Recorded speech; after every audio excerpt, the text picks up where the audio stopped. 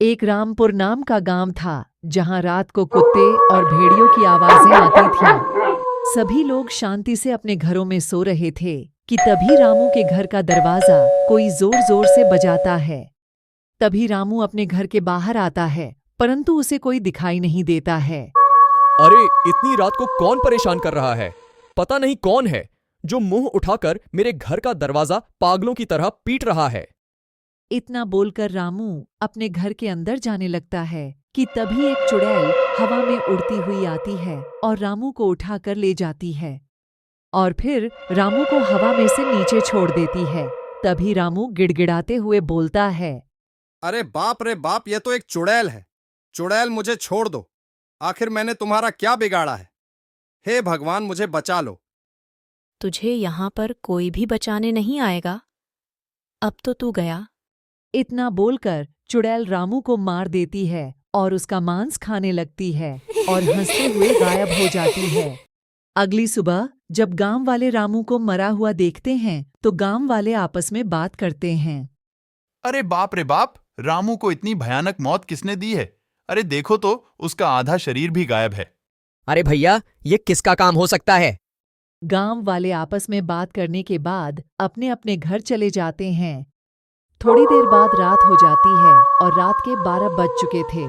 रात को वो चुड़ैल एक बार फिर दस्तक देती है और रवि के दरवाजे को खटखटाते हुए बोलती है, कोई है?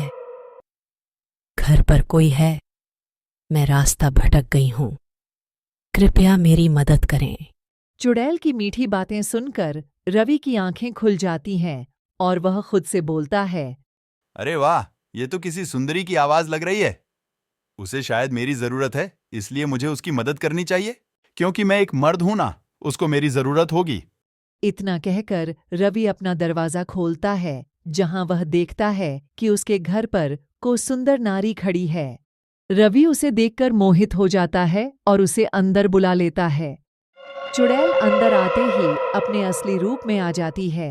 यह देखकर रवि बहुत डर जाता है और वह खुद से बोलता है, अरे मैया रे, ये तो चुड़ैल है। हे भगवान, हे भगवान, इसका मतलब ये कोई लड़की नहीं है, ये तो एक चुड़ैल है। चुड़ैल, मुझे मत मारना, छोड़ दो मुझे। तू औरतों को अबला नारी समझता है ना?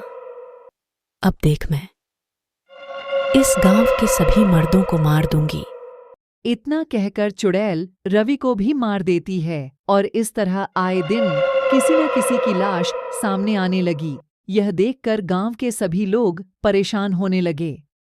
तभी वहां पर कुछ औरतें जमा होती हैं और आपस में बात करती है।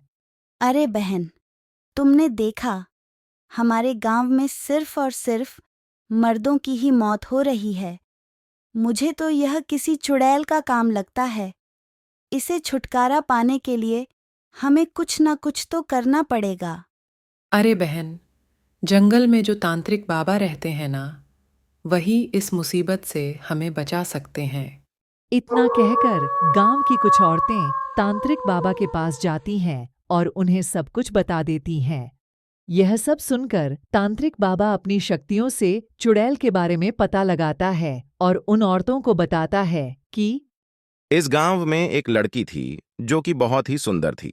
लोग उसके पीछे पागल थे और ऐसे ही एक दिन एक लड़के ने उस लड़की को प्रपोज किया, लेकिन उस लड़की ने उसे मना कर दिया। उसके बाद शाम को कुछ लड़कों ने उस सुंदर लड़की के साथ गलत व्यवहार किया, जिसके कारण उस लड़की की मृत्यु होगी। इसलिए वह मर्दों को मारकर बदला ले रही है। पर बाबा, कुछ तो कीजिए, इस चुड़ैल से हमें छुटकारा दिलाए बाबा। तांत्रिक तभी उस चुड़ैल को अपनी शक्तियों से वहां बुलाता है और वह चुड़ैल वहां आ जाती है। तांत्रिक, तू मेरे रास्ते में मत आ। चुड़ैल, तू इन मर्दों को मारना बंद कर दे। मैं मानता हूं तेरे साथ गलत हुआ है, पर हर मर्द एक जैसा नहीं होता है।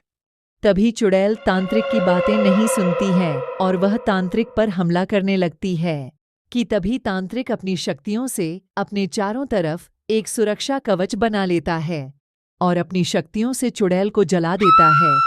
तांत्रिक, तूने मेरे साथ अच्छा नहीं किया। मैं वापस आऊंगी और गांव वालों के साथ साथ तुझे भी मार कर जाऊंगी। और चुड़ैल की मृत्यु हो जाती है और इस तरह गांव से चुड़ैल का खौफ खत्म हो जाता है और अब गांव वाले पहले की तरह खुशी खुशी रहने लग जाते हैं।